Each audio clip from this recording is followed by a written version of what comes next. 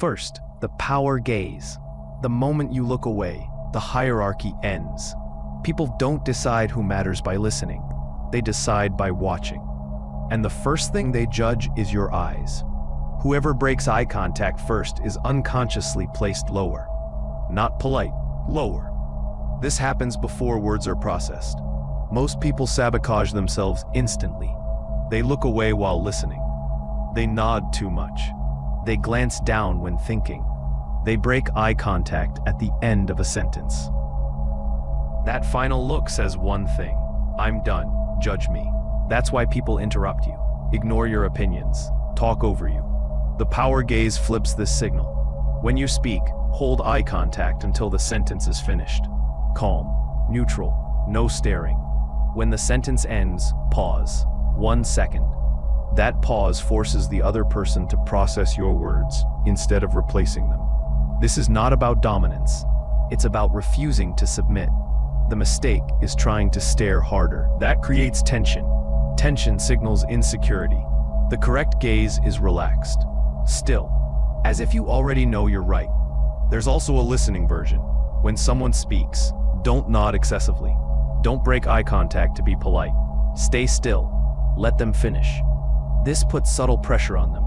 People rush when they feel evaluated. Use this in meetings, first impressions, and disagreements. Moments where status is being tested. If your eyes retreat, your position follows. Second, strategic silence.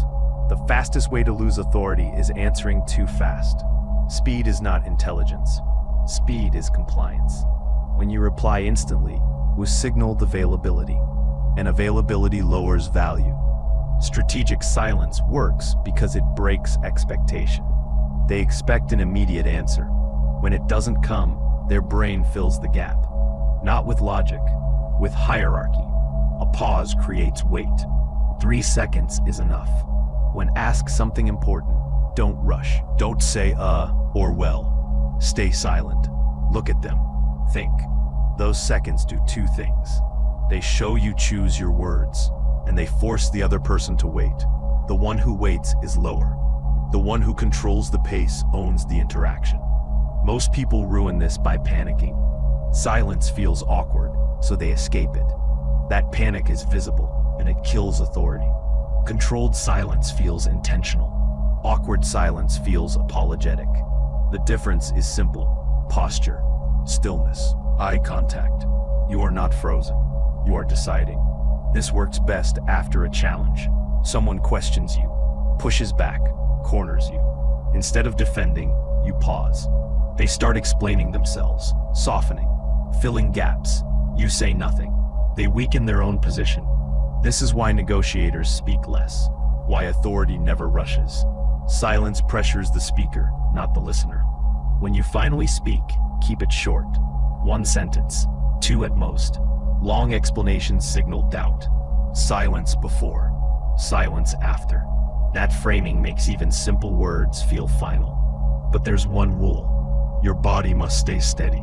No fidgeting, no nervous smiles, no looking away. Your body must say, I'm comfortable here. Use this when someone tests you, rushes you, talks over you. Once people start waiting for you, they stop ignoring you. Third, the Ben Franklin effect. People don't respect you because you help them. They respect you because they help you. This feels backward, but it's how the brain protects itself. When someone does you a favor, their mind needs justification. And the easiest one is simple. He must be worth helping. That single thought quietly rewrites hierarchy. This isn't manipulation. It's cognitive consistency. Humans hate contradiction. If I help you, I must like you. If I like you, I must respect you. This happens automatically. No awareness, no resistance. That's why asking for the right kind of help is more powerful than offering it. Most people fail here. They ask for favors that are too big. That creates resentment. Or they ask in a needy way. That destroys the effect. The request must be small, specific, and framed as trust. Can I get your opinion on this? Can you help me check one thing? I trust your judgment here. You're not asking for effort. You're assigning value. You're saying, you matter enough for me to ask. Once someone helps you once, it compounds. They're more likely to help again. And each time, their internal justification deepens. This is how influence grows. not through dominance, through participation. People defend what they invest in, even small investments. That's why good leaders ask questions, and why people who never ask for help stay invisible. But timing matters. Never ask upward when you're already weak. Ask laterally or downward. Ask after neutral or positive moments, never after conflict, and never over-explain. Long explanations signal weakness. One sentence, then stop. If they say yes, the effect activates. If they say no, you lose nothing. Quietly, relationships shift. People start defending you, speaking well of you, giving you the benefit of the doubt. Respect isn't demanded, it's rationalized, and this gives them the reason. Fourth, controlled presence. People decide your status before you speak, usually within 3 seconds. Not by your clothes, not by your face, but by how much space you seem comfortable occupying. Controlled presence isn't about being loud, it's about being unavoidable. Most people enter rooms apologetically. Short steps, narrow shoulders, eyes searching for permission. The room reads that instantly. The rule is simple. Whoever looks most comfortable taking up space is assumed to belong at the top. This isn't confidence, it's territorial signaling. Controlled presence starts with speed. Slower movement signals control. People who rush look reactive. People who move slowly look deliberate. Walk with full steps, even rhythm. No sudden changes. Your body should look like it has nowhere urgent to be. Then posture, not rigid, open. Relaxed shoulders, arms away from the torso. Closed posture signals defense. Open posture signals ownership. Now the key element, stillness. Most people fidget, they shift, they adjust. Stillness is dominance. When everyone moves, the one who doesn't becomes the anchor. Attention returns to them. That's why powerful speakers pause longer than feels comfortable. When entering a room, don't rush. Don't sit immediately. Pause for one breath. Let the room register you. Then choose where to go. Eye contact comes next, one person at a time. 1 second longer than necessary. Delayed neutrality reads as composure. Immediate friendliness reads as submission. Controlled presence is restraint. Real dominance is economical. Nothing extra, nothing wasted. If you speak, speak slower than the room. If you gesture, finish it and return to stillness. Presence isn't what you add, it's what you remove. And once the room recalibrates around you, everything you say lands heavier. Fifth, the boundary anchor. People who get ignored share one trait. They let crossed lines slide.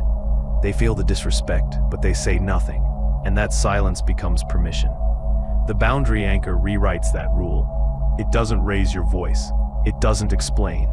It doesn't negotiate. It stops behavior with one sentence. Most people fail because they explain why. The moment you explain, you create a debate, and debates can be won. A boundary is not an explanation. It is a statement. The structure is simple, short, calm, behavior-focused, then silence. When someone disrespects you, say, "That stops here." No smile, no anger, no follow-up. If they brush it off, add one line, "I'm serious." Then stop talking. The silence does the work. Unresolved silence signals a shift. The power dynamic changes, and they feel it. Another example, someone interrupts you. Instead of pushing back, say, "You just interrupted me." Then pause. You don't accuse, you don't explain. You name the behavior and let it sit. Defending a boundary weakens it. Boundaries are not arguments. This works because it targets behavior, not intent. That makes it hard to challenge and harder to escalate. Others notice too. They register one thing instantly. That person doesn't let lines get crossed. From that moment on, you are no longer safe to disrespect. One rule matters: do not repeat boundaries endlessly. If it happens again, use the same sentence, same tone, lower volume. There is no third time. The boundary anchor isn't aggression, it's clarity, and clarity ends disrespect. Most people will hear what you just learned and still do nothing. They'll nod, they'll agree, and tomorrow, they'll be ignored exactly the same way. Because knowing this isn't enough. Using it is what separates observers from players. If this video made you uncomfortable, that's a good sign. it means you recognized yourself somewhere in it. This channel is not here to motivate you. It's here to show you what people actually respond to: power, boundaries, silence, and control. The next video goes further. It covers the behaviors that instantly mark someone as weak before they even speak. If you're not subscribed, you won't see it, and someone else will learn it before you do. Stay uninformed or stay ahead. Subscribe.